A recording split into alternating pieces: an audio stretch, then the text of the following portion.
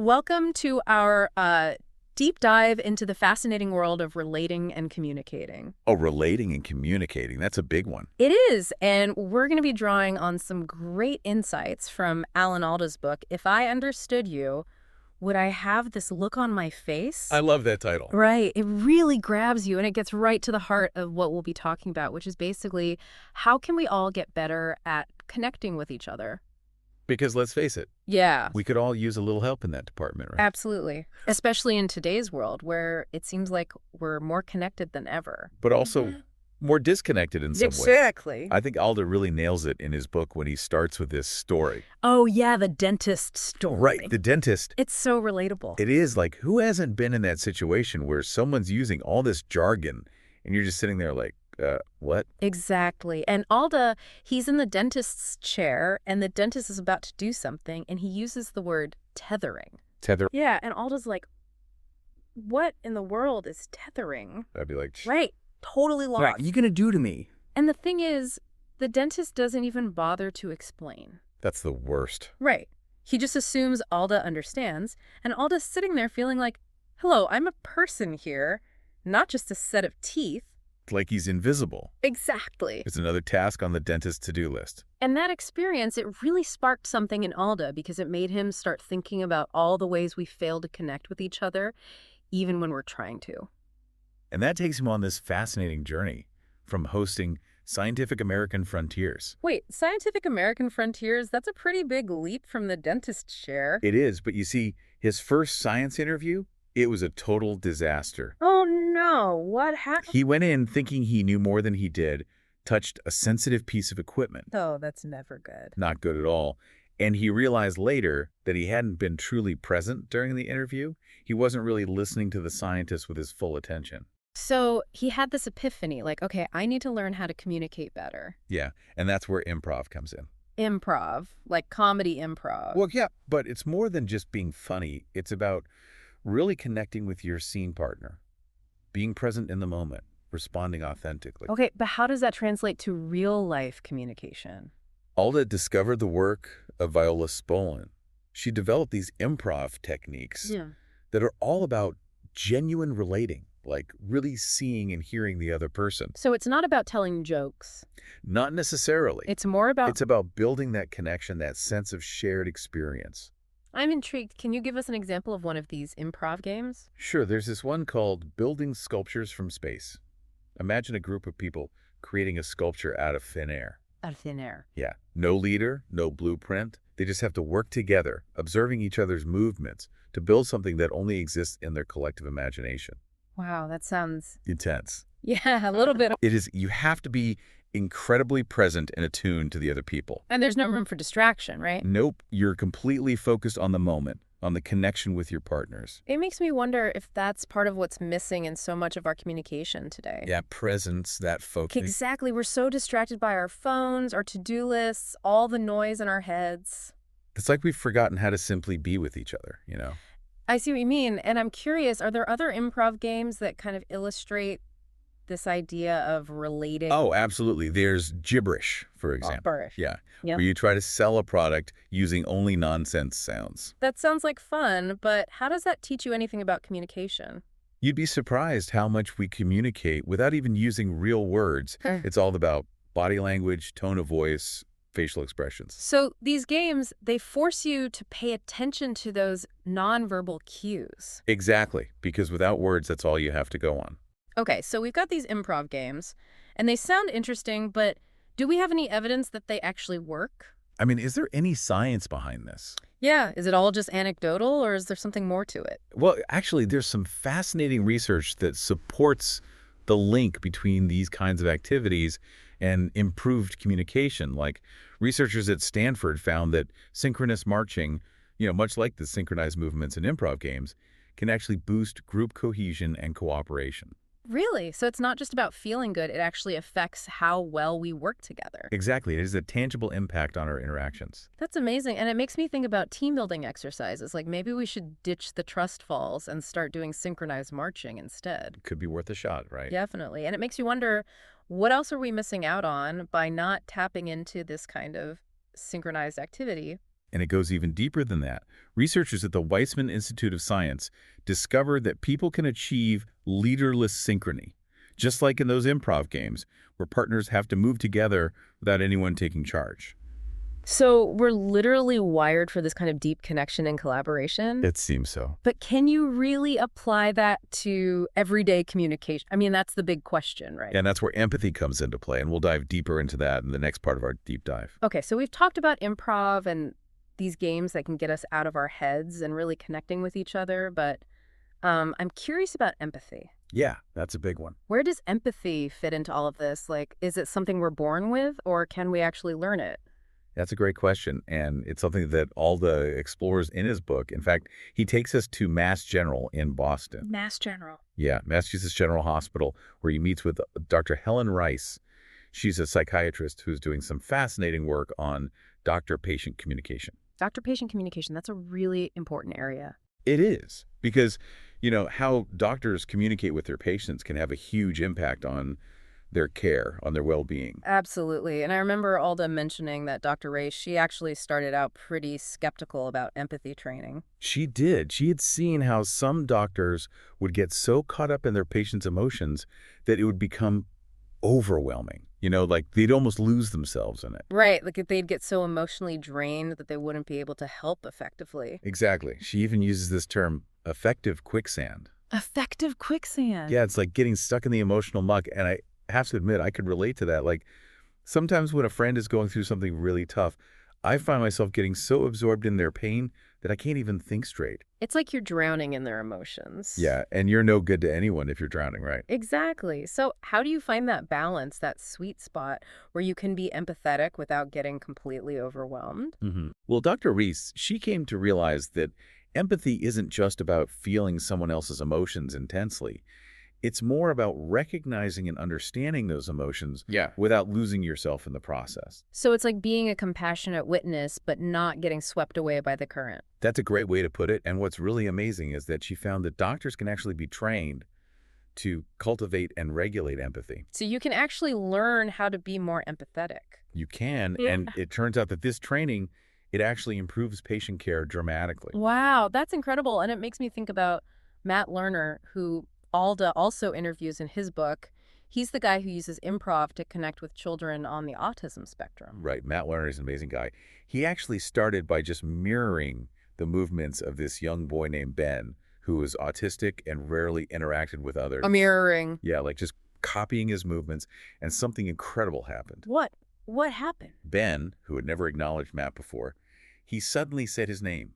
Wow, that's powerful. It was a breakthrough, and it sparked this passion in Matt to help other autistic children develop social skills and empathy through improv. And he created that program, Spotlight, He right? did, and it's making a real difference in the lives of these kids and their families. It's amazing how something as simple as mirroring can lead to such profound connections. It is, and Lerner didn't just rely on anecdotal evidence. He actually conducted a controlled study that showed significant improvement in empathy and social interaction among the children who participated in Spotlight. So it's not just a feel-good story, there's actual data to back it up. There is, and it all ties back to that idea of theory of mind that we talked about earlier. Remember, understanding that other people have different thoughts and feelings than our own. Right, like that classic experiment with the Sally Ann test, where you have to figure out that Sally will look for her marble where she left it, even though you know it's been moved. Exactly, and we use theory of mind all the time, whether we realize it or not.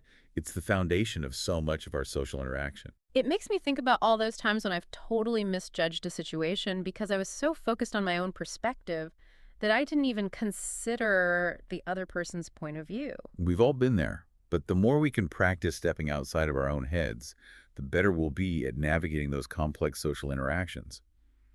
And speaking of navigating complexity, there's this big communication roadblock that Alda addresses that I think we can all relate to. Jargon. Jargon, exactly. It's like the instant communication killer. Oh, I know. It's like you're trying to have a conversation with someone who's speaking a completely different language. And Alda, he has a name for this phenomenon. He calls it the curse of knowledge. The curse of knowledge. That sounds ominous. It is. It's basically that thing where when we know something really well, we forget what it's like not to know it. Oh, I've totally experienced that. Like trying to explain your favorite video game to someone who's never played before You end up using all this jargon that they just stare at you blankly. Exactly. And the key is to meet the audience where they are, to start from their existing knowledge and build upon it. Instead of showing off how much we know, we need to focus on sharing knowledge in a way that others can actually understand and appreciate. So, if jargon is the villain of communication, what's the superhero? Storytelling, according to Alda. Storytelling, that makes sense. I mean, everyone loves a good story. We do. And Alda backs it up with some powerful examples like, remember Don Hewitt, the creator of 60 That is Minutes? legendary Don Hewitt. He was adamant that stories were the foundation of engaging content. He knew that facts alone rarely grab our attention, but a well-told story, something with a human element, that's what draws us in. And there's actually neuroscience to support that, right? There is. Yuri Hassan's research at Princeton shows that when someone tells a good story, the listener's brain activity actually synchronizes with the speaker's brain activity. Wow, so we're literally on the same wavelength when we connect through storytelling. It seems so, and stories have this amazing power to make complex information memorable. It's the difference between reading a dry textbook and listening to a captivating speaker. One washes over you, the other stays with you. So, how do we tap into that storytelling power, especially when we're trying to explain something complicated? Well, that's where emotion comes in, and Jim McGough's research shows that emotion actually enhances memory consolidation. We tend to remember events that are emotionally charged, whether it's our first kiss or a particularly stressful day. That's true. Our most vivid memories are usually tied to strong emotions. And what's fascinating is that Larry Cahill's research shows that even mild emotions can improve memory recall, and that positive emotions are even more effective than negative ones. So, a good laugh might actually be more memorable than a moment of anger or fear. It makes you wonder if we should be incorporating more humor into our communication, especially when we're dealing with complex topics. I think there's something to that. If we can weave emotion into our stories, even subtle positive emotions, we're more likely to make a lasting impact. It's like we're creating an emotional anchor for the information, something that helps it stick in people's minds. But does this apply to writing as well as speaking? Alda believes it does. In fact, he found that his improv training had a surprising impact on his writing skills. Really? That seems counterintuitive. How can improv, which is all about spontaneity, help with writing, which is usually a much more deliberate process? It's about applying those core principles of improv, being present, listening, responding to the written word. So instead of just dumping information on the page, you're thinking about how the reader will experience it, what questions they might have, what emotional responses they might feel. Exactly. George Gopin, a rhetoric professor at Duke, he talks about the importance of understanding the reader's expectations. When we write, we need to be aware of how our words will be received, how they might confuse or frustrate the reader if we're not careful. It's like we're having a conversation with the reader, even though they're not physically present. And the best science writers do this masterfully. Think of Steve Strogatz, who makes complex mathematical concepts accessible and even exciting. Or Freeman Dyson, who weaves personal stories and reflections into his writing, reminding us that science is ultimately a human endeavor.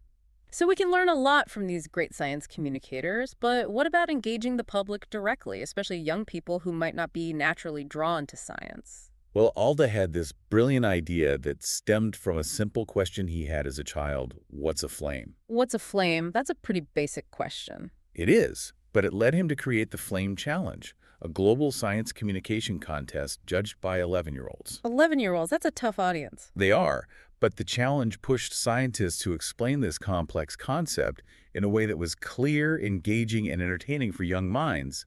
They had to use humor, storytelling, and a deep understanding of their audience to succeed. And did it work?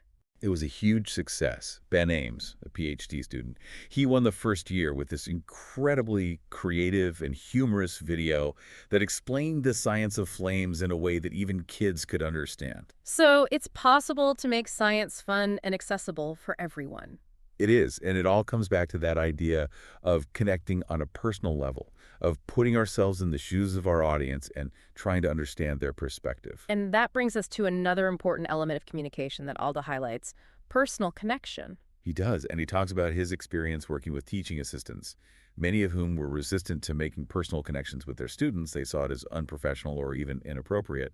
But then one TA shared a personal story during class. What happened? It completely changed the dynamic, the students became more engaged, and the whole learning environment shifted from a lecture to a dialogue. It showed the power of vulnerability and authenticity in creating a space for real connection. It reminds us that communication isn't just about transmitting information. It's about building relationships, fostering trust, and creating a shared experience. And sometimes that means letting our guard down and showing a little bit of our human side.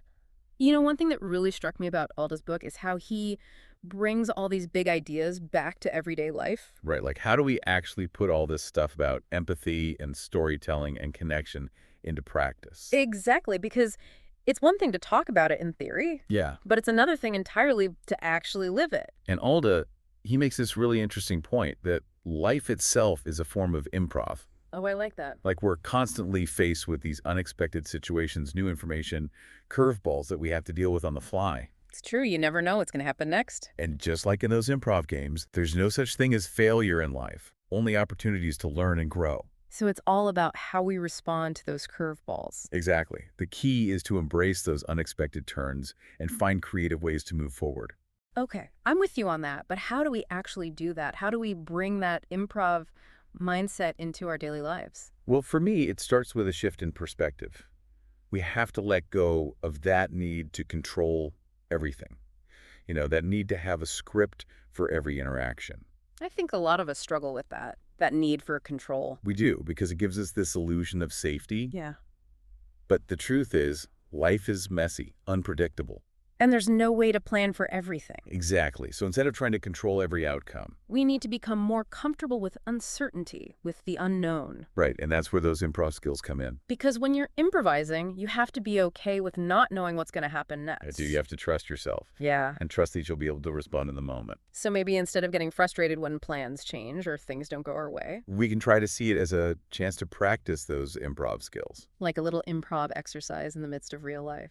Exactly. And remember, those improv skills aren't just about being funny or quick-witted.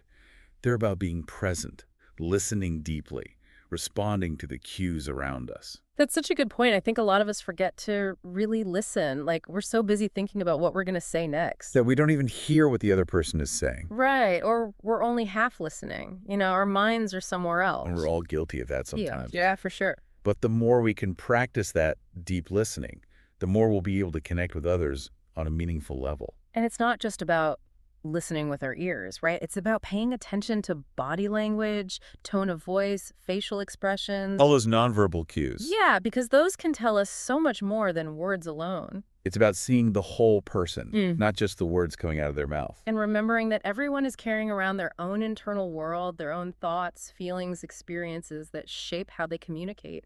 That's so important, to remember that we're all coming from different places. Different perspectives, different realities. And that's where empathy comes back into play, trying to understand those other perspectives, even if we don't agree with them. I think that's one of the biggest challenges we face in today's world.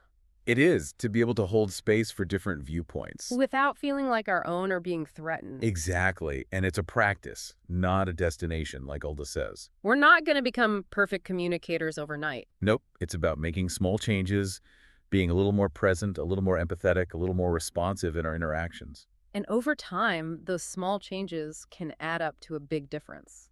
In how we connect with others and navigate the world around us. Well, as we wrap up our deep dive into Alan Alda's insights, what stands out to you most? What will you take away from this exploration of relating and communicating? One thing that really resonates with me is Alda's point about paying attention to other people's emotions. It's so easy to get caught up in our own feelings that we forget to truly see and hear the people around us. How can we practice this more consciously in our daily interactions? That's a powerful question, and one that we can all benefit from pondering. Maybe it's about simply pausing before we speak, taking a moment to consider the other person's emotional state, or maybe it's about asking more questions, really listening to the answers, and trying to understand where they're coming from. And remember, it's not just about understanding their words, but also the emotions behind those words. What are they really trying to communicate beyond the surface level? It's about tuning into that deeper level of communication, the one that goes beyond logic and reasoning and taps into something more fundamental, more human. We encourage you to explore these ideas further, to revisit Alda's book and see what insights resonate with you. And remember, the art of relating is a journey, not a destination, so keep practicing, keep connecting, and keep the conversation going. Thanks for joining us on this deep dive. Until next time, keep exploring.